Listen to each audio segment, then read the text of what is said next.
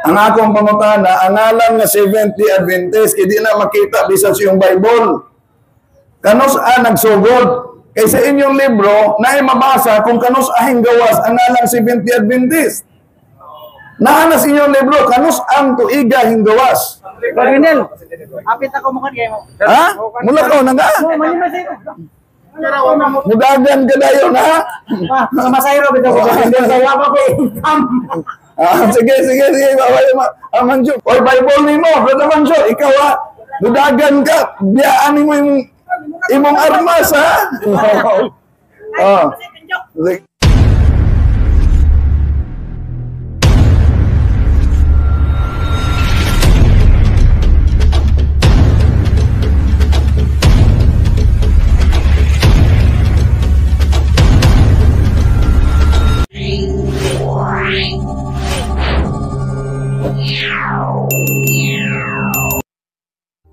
Mga Katoliko, ako pagbasa ko ng Dano on Partnership by Hector Institute. Ani ang siglabi.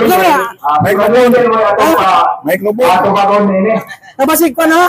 Kasi mubuto ka na. Ay, ako. Ako na eh. Microphone na. Kadyo, ayog dala. Okay. Pangatag ni Brother Wendell. Bro, kaliwa bro. Kulurong daw ang Katoliko kay wala na rehistro. Ano nga ba? Tutulisin mo. Okay. Si Bro Amancio sa Seventh-day Adventist, mo inabtan ako diri nga kulurong ang Katoliko kay wa marehistro. So, andi kulurong katong rehistrado. Sa ato pa, kay ang Seventh-day Adventist Reform Movement nga dili Seventh-day Adventist kakauban ninyo, rehistrado man, di na kulurong. Oo na nga, tulan nga rehistro, hindi kolorong. Ito ko na kung rehistro may kolorong. Isa kung sa organisasyon, establishmento, basta rehistrado sa gobyerno, hindi ka matawag kolorong. Kato nga marehistro mo kolorong. So sa ato pa, ang Seventh-day Adventist Reform Movement, nga dili kauban ninyo, pariha mong tinuod. Ay, tinuod na tanan, basta na-rehistro kolorong, hindi ka kolorong. Ang Iglesia ni Cristo nga narehistro sa Securities and Exchange Commission, kaya narehistro man, tinuod po, priha sa Seventh-day Adventist. Hindi kolorong, kay rehistado. O so, pariha mong tinuod. Tinuod na rehistro, pero magtulungan, nagkasumpati, pero di naman tas pagparehistro ko. Kung narehistro ka, di ka kolorong. Kung kolorong ka, di ka rehistro. So, kung ang narehistro, dili kolorong, o ang wa marehistro, mga kolorong, sa ato pa, ang wa marehistro, puno na. Kung dakpuno, kung dili mo, kung dakpuno mo. Kung wala tao nga, mo paninyo nga, dakpuno, pareho mo na kung wala agin siya, dako, baka nang, pasabot ito sa binubuhay pa na istorya. Kung binubuhay na istorya ba? Kung wala yung astig, kung labuan siya pagka-astig, di sa kayo pagdakop. Okay. So, kabalo ka nga kadtuntuan, wa may balo sa unsay lagdas balaod, ignorante yus balaod. Ano wala naman, di man ma-ignorante. Kung nakabalo mas balaod, kabalo ka, pero doon may balaod diha, na kung wala yun diha ang authority nga may isla, doon ay mo undersign. May magyaw itong legal. Para akong gisulti ganina, kung wala ang mayor, kay ang mayor ko sa Amerika, waka mo yung freelance, doon ay mo undersign, aron may mong legal. Kaya aron dito bababot itong lugar, pumabot ang mayor. Yun, undersign na nasa representante sa kinsay authority nga mo sign aron mahimo siyang legal dili kolorong. Okay. Kay aron mahimong legal dili kolorong, naaman dili ang kopya sa Partnership and Private Corporation by Hector S. De Leon, page 567. Nahibalo maka unsay unod ana nganong ang Katoliko wa marehistro. Oo, gani kay sumala pa sa. Nahibalo maka. Sumala pa ko istorya nga inyo mga nang kuan kauban nahibalo maka nganong wa marehistro sa Securities and Exchange Commission.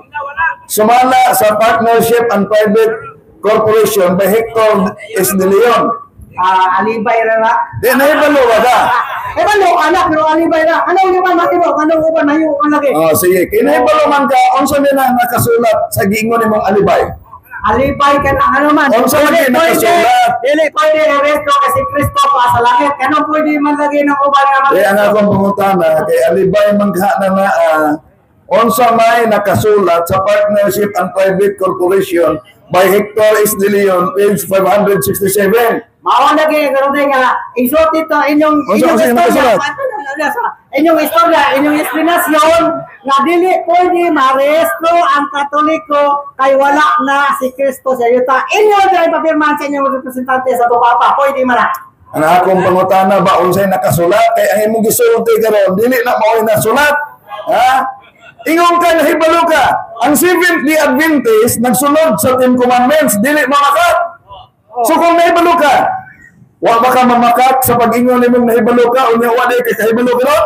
Mao na kita magbisote na butang niya na dili pwede iparehistro ang Katoliko kay wala na si Kristo sa yuta nga mo'y musahin. Inyo dili man din sign sa inyo sa Papa representante. Wala man masulat diha, Brad, ano siya, yung kakabalo ka. Wa man masulat sa Partnership and Private Corporation, padaplin ta kay mabanggaan ka diha.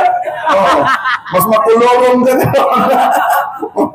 mabanggaan ka. Wa man masulat sa Partnership and Private Corporation, kanang imong gisulti karon. Oh, nganong insulti man ka nga nahibalo ka nga mao nay unod nga di man na mao ang imong gibungat karon. Mao na rin ang gisulat niya. Mao na rin yung ipahayag nga dili pwede marehistro ang Iglesia Apostolika Katolika Romana kay wala na si Kristo ang pirma nga mo'y founder. Inyo din ang pirmahan sa inyong representante na Santo Papa. Pwede man na manong legal dili mo kolorong. Okay. So, kabalo ka sa nasulat sa Partnership and Private Corporation nga nag-ingon, the Roman Catholic Church is not registered, not like other religious societies and churches in the Philippines, because it has been recognized as juridical person since time immemorial. Kung sa binisaya ito. Bisaya to, di man ko ka, di man ko Amerikano, Bisaya, araw na lang ko. O ingon ka kabalo ka. Iyong kakabalo kayo ng sulat. Ang hindi man tumao ang imong gilitokod. Sige, ayan ta. Kay si Ellen Goldwhite, imo manggiangkon kaganiha nga founder. Visible founder. Pila si kabok? Visible founder. Pila? Joseph Bates, si Ellen White, si James White, si Tumusan, nalimot ko sa apat na sila. Di na minamilir. Minamilir lahat ko. Pero sa Ellen White lang ang mipirma. Pero upat na silang niato dito, araw maparistro. Muna si Ellen, kaya upat na sila. Usa naman di kailangan lang na mapabel nga mabutang sa resto. Ellen White di butang. Pero daan na itong iglesia, ngayon iparisto dito sa nasaling kayo maristo. Okay, so upat na ikuno, usalay gibutang. Asa may rehistrasyon ninyo nga usalay na butang? Asa wala dapita? Nasa siya? Lagi asa lagi dapita na nakakita ka na nga usalay na butang? Kanang tinuod yun. Nakakita ba ka nga usa o ka mamaka karos publiko? Sumala sa nabasahan ko sa libro, si Ellen White ang pirma na parehistro. Pero upat ni sila kami adto aron iparehistro. Kasi si Ellen White lang ang pirma o siya ang gibutang na founder sa gobyerno sa SEC. Ang akong pangutana ba, nakakita ba ka sa registrasyon sa SEC kay ingon ka usaray na butang? Ang imong tubag karon, ang imong nabasa sa libro, wa ko na mangutanan kung sino nabasa nimo. Nakita man mo kung maipakita na mo na dili lang dahil si Ellen Goldwhite Rene Perma o yan kang namakaka. Mauganin dito nga. Ang alam ko, libro na na namo, nabasahan na nako. Naupat sila, pero si Ellen White ang gibutang na founder. Kung upat sila may Perma, upat sila gibutang na founder. Kung si Ellen Goldwhite na ang may Perma, Maminaw. Kung si Ellen Goldwhite lang ang may pirma, kabalo ba ka na inigrehistro sa Securities and Exchange Commission? Nawala na. Namatay, wala na. Sugot. Di na mo sugot ko, no? Okay. Magparehistro sa Securities and Exchange Commission Mopirma ang board of directors, mopirma ang mga founders, mopirma ang general secretary. Oh. Kung yung ano, maingon man ka, na usaray nakapirma. Ay mo, kung ano nabasa ko sa libro, ang alam mo puno ko. Kung saan libro ha, ang nabasa ni mo nga mo ulit na. Ano mo, saan ang libro nga? Sige, Lagi, title, written by Amancio. Di sabi pa rin ako, basta kay nakabasa ko. Nalimit lang ko kay daghan may mga libro nga ako nabasahan nga. Murag sa morning watch to na mo, nga libro, nga nakuan. Sa kanabuntag na mo morning watch ka, nagbutang ito, nga founder sa Ellen White. Dili ba tinood bro Amancio na before nagtugod sila si Ellen Goldwhite, James White, sa Seventh-day Adventist, dili ba tinood sakop sila kaniadto ni William Miller? Sakop. Kaniadto ni William Miller. Very good. Dili ba tinuod nga si William Miller nga gipasakupan nila ni Ellen Goldwhite kaniadto na nagna nga ang Ginoo mobalik sa kalibutan 1844. Mo may nasulat. Tungod kay wa man makaabot ang Ginoo ni adtong 1844, kabalo ka nga si Ellen Goldwhite nibulag kay William Miller o nagtukod og Seventh-day Adventist. Di ko mo to. Kay dili si Ellen White may nagtukod si Seventh-day Adventist, gibutan lang siya nga magtutukod sa gobyerno. O ingon ka kaganiha, mo ay nagtukod, niya karon invisible founder. So, ako, visible founder, ingon ka. Oh. Now, kabalo ba ka nga before sila nagtukod, imo nang gisulti, nga ang Ginoo mobalik 1844 sa panagna ni William Miller. Ang William Miller ko panagna. Wala man mobalik ang Ginoo sa 1844, di ba? Nasaylo. Mao to'y sinugdanan sa Seventh-day Adventist. Dili po mga sinugdanan. Kaya Seventh-day Adventist, daan na to, giparesto. Oh, sige, daan na. Ang Seventh-day Adventist giparehistro. Kanus-a nagsugod ang alang Seventh-day Adventist? Diha pa. Diha sa sa pag ginusutrusad na tanan nga sa Seventh-day Adventist kanang nasa Biblia na sa ang Seventh-day Adventist mo rin ito, katauhan sa Diyos na nagpaabot sa katawag natin ni Kristo o nagbantay sa kapitong adlaw sa simana, mo rin itawag Seventh-day Adventist. Ang akong pangutana, ang alam nga Seventh-day Adventist, hindi na makita bisan sa iyong Bible. Kanus-a nagsugod. Kay sa inyong libro, na mabasa kung kanus-ahing gawas ang alang Seventh-day Adventist. Naanas inyong libro, kanus-ang tuiga hinggawas. Muna nga mutana ko nimo, kanus-a nagsugod, iyong kananas Bible. Oh, kanus-a nagsugod Seventh-day Adventist. Sa dihang gisaaran sila ni Ginoong Kristo. Na huwag tabalay sa kong amahan, daghang mga lawa. Wato ako dito, huwag mag-andam, huwag gawak alatan nyo. Kung mag-andam na gani ako, mubalik ako. Diyan nagsugod ang pagpaabot ko na Adventist. Katauhan na nagpaabot sa kadaw pagbalik ni Kristo. Diyan nagsugod ang Adventista, nagpaabot sila. Yeah, kung mabasa na ako sa inyong libro, Abad Amancio, ang Seventh-day Adventist, nagsugod sa panahon ni Ellen Goldwhite. Kilingalang Seventh-day Adventist Church. Kung mabasa na ako, o yun kang namakaka. Mabasa nimo sa libro, sa diyang pagparisto, nagsugod na, ang ngalan kay nga paristo man, pero daan na to, ang pagparisto, yun ka man eh. Nawala. Di mo sugot. Okay. Nawala. Hello. Direct na lang sa Pagwindel, apit ako mukha kayo mo. Ha? Mula ka na nga? Oo, mali ba sa'yo? Ano ako na mo ba? Otro lagi. Hello. Pero dahil mo to. Basta dito tayo makakasa. Ano ko kay? Ha? Mula ka na nga? Mulakaw na ko kay. Umana magpanuwag. Hindi mo Wala pa ka mamag subago. Umana. Wala pa lagi. Wala ka tumatapos. Mula ka na ka. Awahin mo buka niya. Ako kanina ako imo. Pwede magkakadi. Di ka dayon ka. Kasunod na po. Ikaw, mudagan ka dayon ha? Sa masayro bitaw ko. Hindi sa yawa ko. Sige. Amancio, mudagan dayon. Amancio. Okay. So, mga kaigsuonan. Oy, Bible ni mo. Brother Amancio, ikaw ha? Mudagan ka. Biyaan mo yung imong armas, ha? Oh. Sige. So, mga binating gigsonan, kung doon na po mo anhe diri nga mo mangutana, pwede rin, no? Na makapangutana, may tungod sa pananampalataya sa simbahan Katoliko. Sayon lang ang pagpangangkon sa mga siktang milutaw nga tinukod lamang tao. Sa Artikulos de Incorporación Parapol 4, nakasulat na sa una pa lamang, que los fundadores de esta asociación son that the founders of this organization are. Mo nang hinungdan nga daghan kayo sa mga siktang gitukod lamang tao ang nakarehistro Securities and Exchange Commission.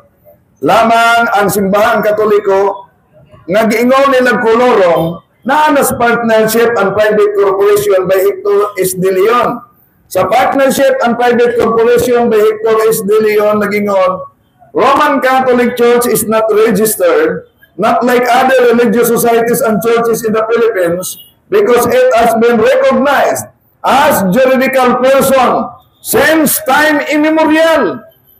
Juridical person means a person created by law. Oh. So, muna na ang ma-rehistro, pero ang mga tinukulog tao na mga pundok, rehistrado na sa Securities and Exchange Commission. Mga binating kaigsonan, indaghan ang lain-laing mga tinuhuan karon nga nag-angkol nga sila mga tinukod sa itong Ginoo. Pero ang kasaysayan o ang Biblia nagtug-an nga doon na lamay usa ka simbahan nga gitukod na itong Ginoong Hesus o kana mo ang simbahang Katoliko, Apostoliko, Romano na natukod sa tuig 33 AD. Kaya nga, kung tingnan nato sa Gawa Kapitulo 20, Gawa Kapitulo 9, versikulo 31, Himienon Ecclesia Catholis, tis Judeas kay Galalias kay Samarias, every ninikinginoy kumo domine. Naadiha ang Ecclesia Catholis. O niya, gikan yun sa atong Ginoong Hesukristo. Gikan yun sa atong Ginoong Hesukristo. Sa buhat sa mga apostoles, Kapitulo 20, 3, versikulo 11. O sa gingon, Pablo, maingon nga misaksi ka kanako sa Jerusalem, musaksi ka usang kanako dito sa Roma. So, gikan yun sa bakba sa atong Ginoo nga ang iyang simbahan nga gikan sa Jerusalem, dadaman siya, nakalakaw na to, dili gikan, dagan po dayon, dili gikan sa US, gikan sa Jerusalem, padulong sa Roma. O pag-abot sa Roma, Roma Kapitulo 1, versikulo 7, 8, Hep estes homon katanginitay in huluto kosmo, nga ang inyong pagtuho sa Roma, ni kailap sa tibuok kalibutan. O niya, di lang mananaa nga gikan lang sa Roma ingon sa San Pablo diya sa balaang kasulatan, kung madawat na nako ang kwarta mugikan dayon ako sa Espanya. Si San Pablo nakaabot og Espanya, o ang Espanya na himong Katoliko mo'y nagdala sa Katolikong pagtuo dinhi sa Pilipinas 1521. Kanang mga sikta nga nilutaw lang karon, mga tinukod og tao lamang, mga pairitid. Tungod kay sila bunga lamang sa sayop nga pagbasa sa Biblia. Apan ang Biblia mao ang produkto sa tinuod nga iglesia. Muna nga delikado sa balaang kasulatan o sa kasaysayan, One History by Gregorio Saide, Philippine Edition, mabasa nato sa pahina 123 nga nagingon, the greatest legacy of Spain to the Filipino people is Christianity, especially the Roman Catholic religion. This religion was Asian in origin, being founded by Jesus Christ in Palestine. Okay, sa mga laing tinuhuan o bisan mga Katoliko, samtang niya pagkaroon pwede makapangutana. Ay mo kaulaw pangutana. Sige, ano dire? Okay, nidaganas ang mansyo. Wala na. Ano na po ibang utana ko? Ikaw na ito. Sige. Tunay na po ibang utana ko. kumpay lang ako sa katong pag-ato ni San Pablo sa Espanya, nahimong Kristiyanos Pilipinas, March 16, 1521. Ang mga Protestante ro, labi na yung mga Seventh Adventist, ngayon sila nga, si Matilan kung may founder sa Katoliko din sa Pilipinas. Basta gani magpakalat og fake news, mga dili tinuod, di na diya makita nga magkasungi na. Nga naman, si SDE pastor na negro na, pero ang iyang apelyido black. O sa may iyang gingon, ang Katoliko gitukod sa tuig 500 ano domini ni Emperador Justinian. Pero mong anak ta ni Pastor Bacalares sa Seventh-day Adventist, nagingon po si Pastor Bacalares, ang simbahan Katoliko gitukod ni Emperador Constantino sa tuig 321. Unya kung mingon nga kasi ito ilang gingong gitukod, Magellan. Di nag-imbento sila nga ang history gihimo nilang his story. Muna nagkabangi na, nagkasungag na, basta gani fake news o bakat ang ipakatag. Pero ang kasaysayan ang pamatuod nga ang simbahang Katoliko gitukod ni Jesucristo tuig 33 AD o nagpadayon hangtod karon bisan paggitabangani sa lain-laing mga tinuhuan, bisan sa mga Muslim. Ako may Muslim mo sa kadire? Wala na. Doon na tayo public debate sa Muslim, pero ang venue dito sa Tagbilaran City, karon Disyembre 15, si Ostads Sakaging. Okay, dinhe humantong debate nato ni Ostads Ahmad Barcelon. Di naman masugot ang community sa mga Muslim nga doon na pa'y debate nga naitabo din sa Osamis. So, wala na debate. So, doon na isa ka Muslim nga nanghagit og debate. Niya, pagtuon kunukos ko tabato, pagsulo na lang dito. Dili ko magtuol. So, sa ato, doon ay mga pangutana sa Katoliko. So, muna itubag, bro, na history lang na nila. Nagkasungi, nagkabangi. Pero ang kasaysayan, Glorial Encyclopedia, Volume 5, page 106, Catholic Church, Greek Catholicos Universal, term generally applied to the Divine Society, founded by Jesus Christ. The New Book of Knowledge, Encyclopedia, Volume 16, page 287, the history of the Roman Catholic Church began in an upper room in Jerusalem almost 2,000 years ago. This church was founded by Jesus Christ. Okay, sunod po na. Sunod po, gikan niya po sa mga Seventh-day Adventist bro. Bakit pa sa mga Seventh-day Adventist, niya ito tuig 538 AD, inigitawag o Dark Ages Province. Panahon sa Inquisition na nga, milyon daw sa mga Sabatista ang ipamatay sa mga Katoliko. O sa nakakinood Darwin? Laing bakat ang gipakalat nila. Napay si Adventist na toko di atong 1844 naman na sila. Mamangani nga bisan sa debate dito sa Cagayan de Oro, kung pangatanon sila, kinsa mang Seventh-day Adventist na patay, pangalan. Ulay na ngalan. Nga naman, kay puros fake news ang ilang gipakatag. Dili na tinuod. 1844 lang sila na tukod, wakay Seventh-day Adventist nga naglutaw ni atong higayuna, dunay inquisition nga nahitabo. Pero ang inquisition nga nahitabo, dili to pagpanguril sa mga herehes, kundi ang inquisition from the Latin to investigate kung kinsa ang mga heretics, kinsa ang mga herehes sa maong panahon, ug dunay proseso. Nga naman nga gisudlan man ang Inquisition sa simbahan. Tungod kay unang nagmugna sa Inquisition ang gobyerno sibil aron sa inguliana mapakgan ang mga abuso nga gihimo sa gobyerno sibil. Pero kumingon sila, mga Sabudista ang gipatay, nalimot siguro sila nga ang simbahan Katoliko isip estado, membro sa United Nations. Kung tinuod nga ang Katoliko, daghang gipamatay, hindi. pwedeng pasakaag kaso sa United Nations. Namiligro manggani si dating Pangulong Duterte. Tungod sa iyan war on drugs. Katoliko ba ka? Kanunay nilang gikalat, minilyon ang napatay sa Inquisition. Nanungawan kasaway sa United Nations. Kung tinuod ng gipakalat sa laing mga relihiyon.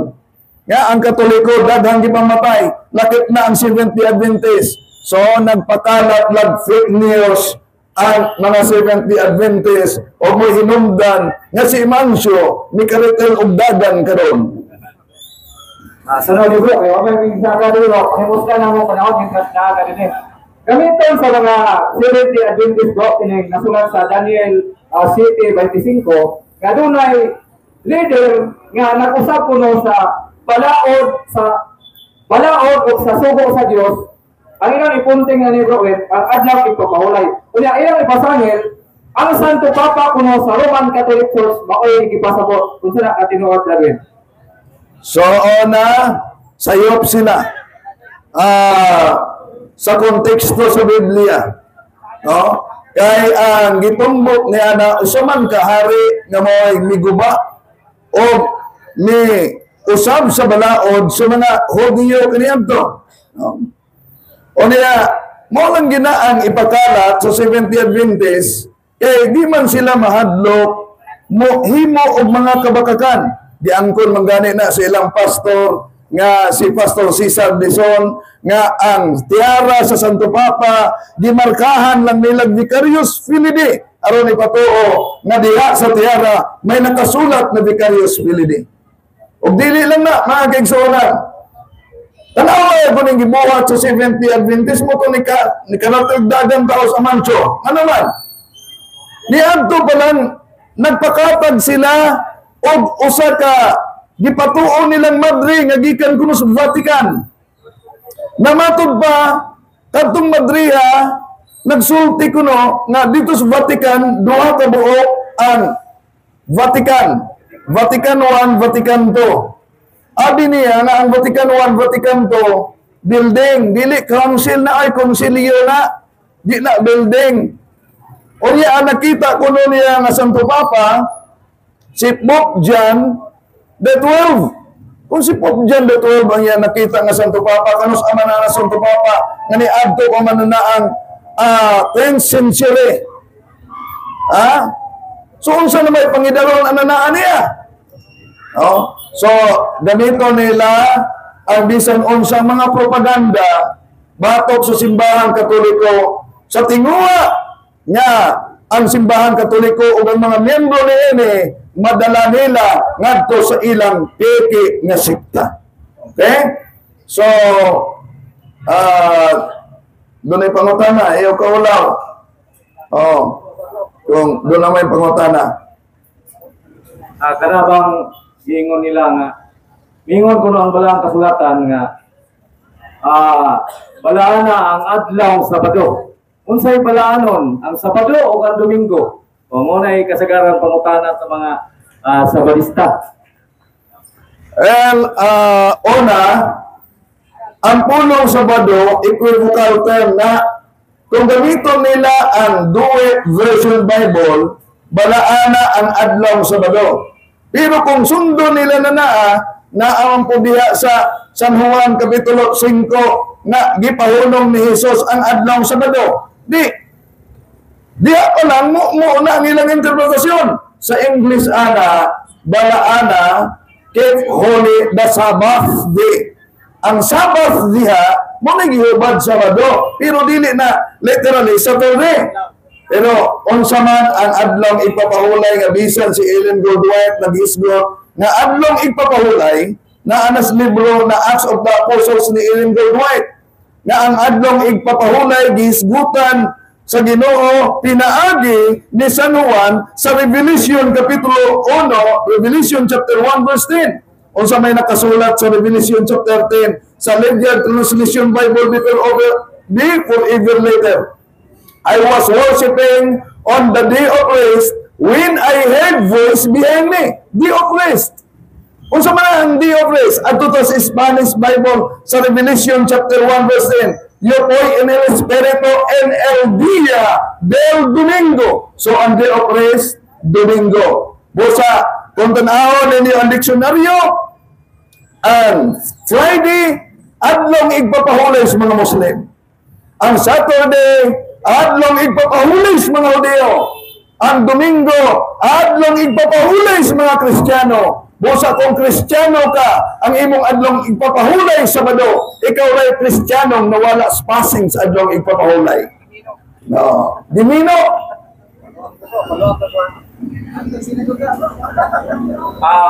Ewan man ka ganina bro, nga ipahulong na ang adlaw Sabado.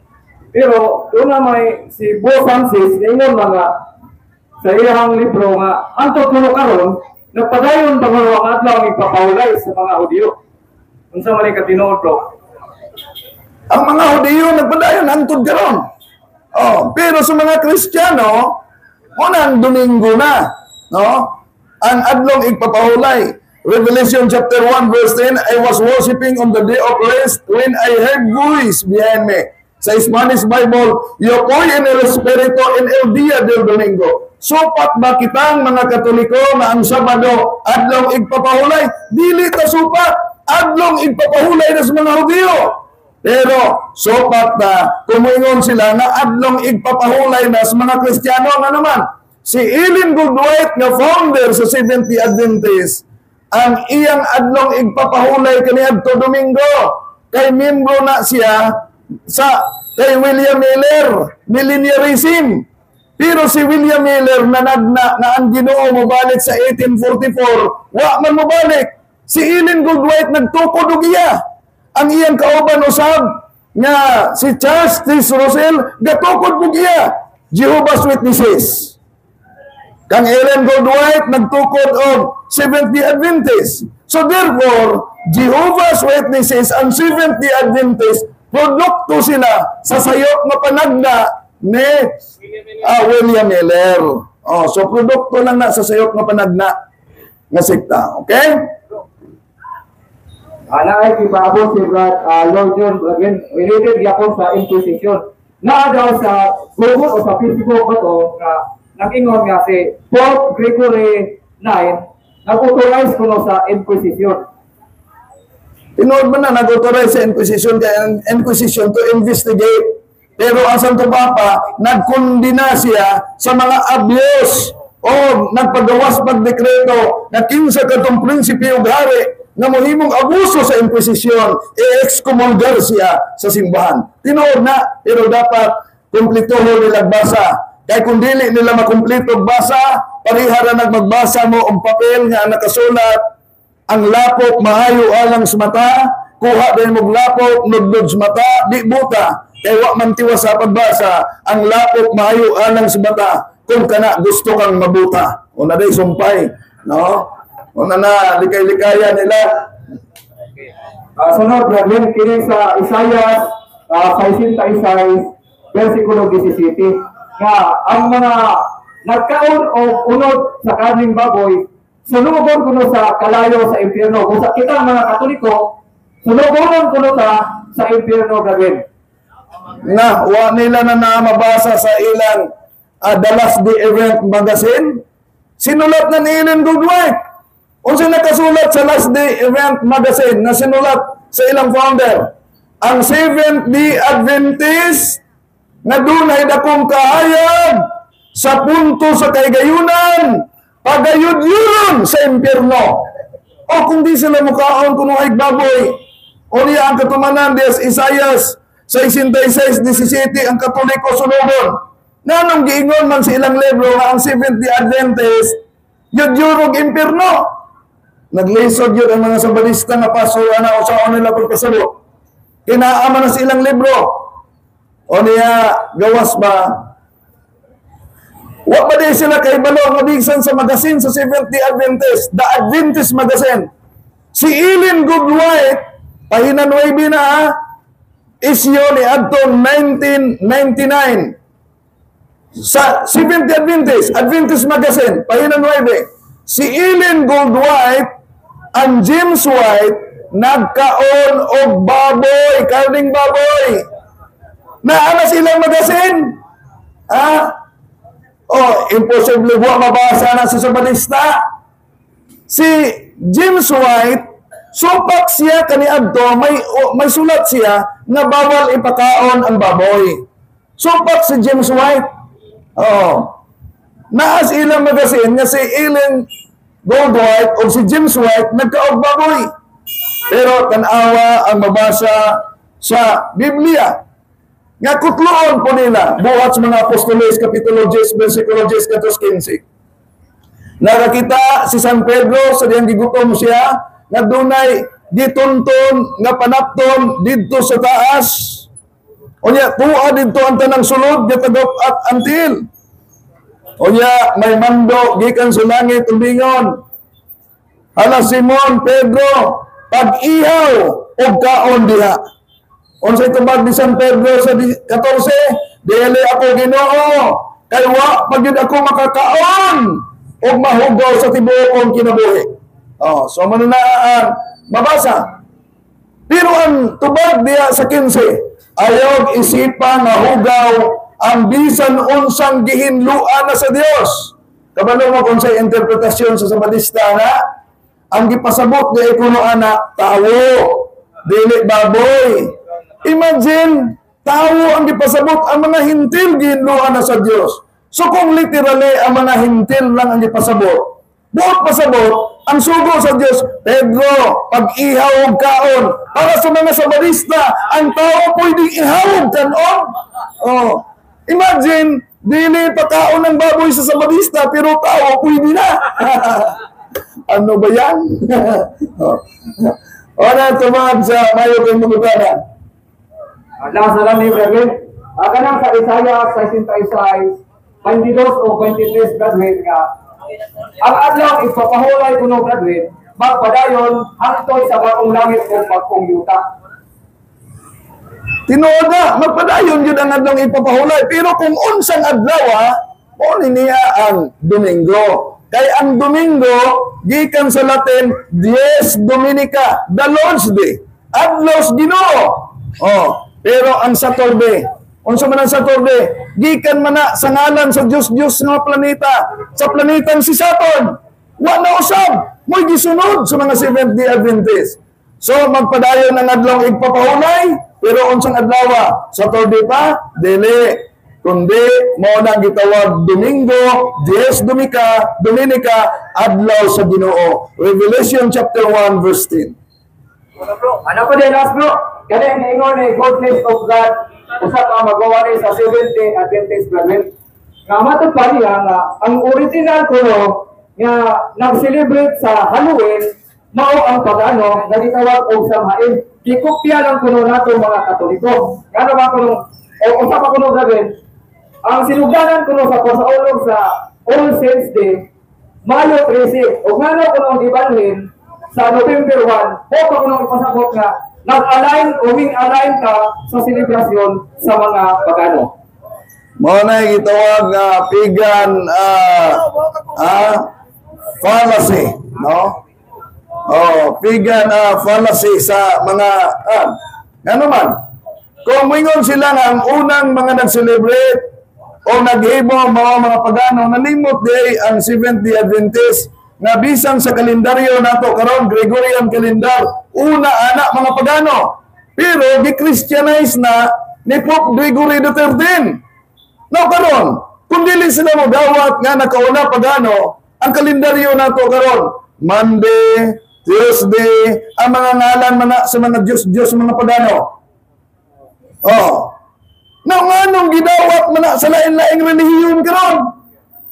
Kundi sila mosunod sa deklarasyon simbahan Katoliko, kay ang Santo Papa mo nagdeklara, paghimo mo ginyong kalendaryo, ay magsunod ana. Diba? Gawas pa na dili na tinuod. Ang deklarasyon sa ulog sa All Saints Day Halloween, ang Halloween gikan sa Old English, hallowed. Sa ato pa, holy. Hallowed be thy name. Na ana sa San Mateo Kapitulo 9 nga pahayag sa atong Ginoo 15. Hallowed be thy name. So kasaulugan sa tunang mga santo, Nga naman, kay Hebreo Kapitulo 13, versikulo 7, inumdumi ang inyong mga pangulo kaniadto nga misulti nitungod sa pagtulunan sa Dios, palandunga giunsa nila pagpakabuhi, pagpakamatay, o himua silang inyong panag-ignan. Unya all sins de sa mga santos o sa tanang mga kalag nga nasa purgatorio. Nga naman, kay ang laing relihiyon para nila langit lag impierno way purgatorio. Unya kay giingon mas pinadayag 21-27, walay makasulod sa langit bisan ang dunay gamay kudlit sa sala.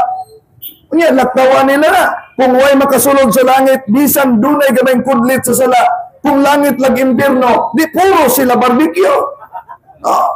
May gani kay dunay dapit nga linisanan. Unsa man ang dapit linisanan? Ingon na nga itong Ginoo, San Marcos Kapitulo 9, versikulo 49, ang tagsa-tagsa katao, linisan, pinagis kalayo.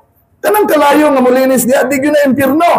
O sa mana, unang Korinto, Kapitulo 3, versikulo 13, nga 15, ang tagsa-tagsa katao, ipaagi ang iyang binuhatan sa kalayo, kung masunog, kinimawala, kinikariya, at ang maluwas na siya sa kalayo.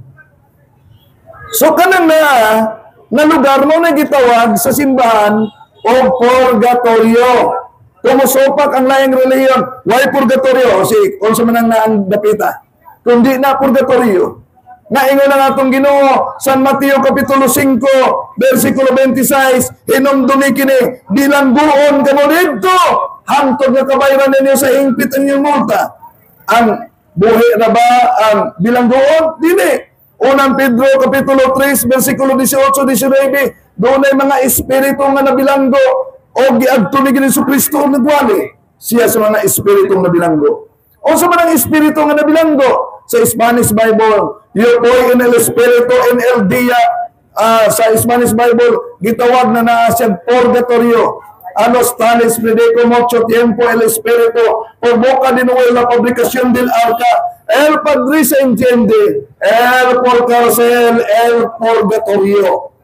So purgatorio ano na ang maingon sila nga sayop ang gitudlo simbahan Katoliko kay di mabasa sa Biblia.